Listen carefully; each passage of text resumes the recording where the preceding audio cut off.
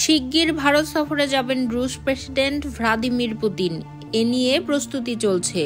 ক্রেমলিনের পক্ষ থেকে সোমবার এই তথ্য জানানো হয়েছে। তবে ঠিক কবে নাগাদ পুতিন ভারত সফর করবেন সেই সম্পর্কে নির্দিষ্ট করে কিছু বলা হয়নি। ক্রেমলিনের বরাত দিয়ে ভারতীয় সম্প্রচার মাধ্যম CNN নিউজ 18 জানিয়েছে, প্রধানমন্ত্রী নরেন্দ্র মোদীর আমন্ত্রণে পুতিন 2025 সালের শুরুর দিকে ভারত সফর করতে পারেন। ক্রেমলিনের কর্মকর্তা ইউরি উসাকোভও নিশ্চিত করেছেন, পুতিন 2025 সালের শুরুর দিকে ভারত সফর করবেন। তিনি বলেছেন, আমাদের নেতাদের মধ্যে চুক্তি আছে যে তারা বছরে একবার বৈঠক করবেন। এইবার আমাদের পালা। আমরা মোদির আমন্ত্রণ পেয়েছি। প্রতিবেদনে বলা হয়েছে, বিভিন্ন আন্তর্জাতিক বৈঠকের ফাঁকে মোদি পুতিন সাক্ষাৎ করেছেন। তাদের মধ্যে নিয়মিত যোগাযোগ আছে।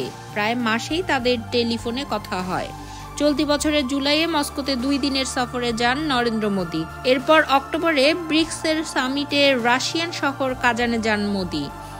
গত মাসে ক্রেমলিনের মুখপাত্র দিমিত্রি পেসকভ ভারতের সঙ্গে রাশিয়ার গভীর দ্বিপাক্ষিক সম্পর্কের কথা উল্লেখ করেন।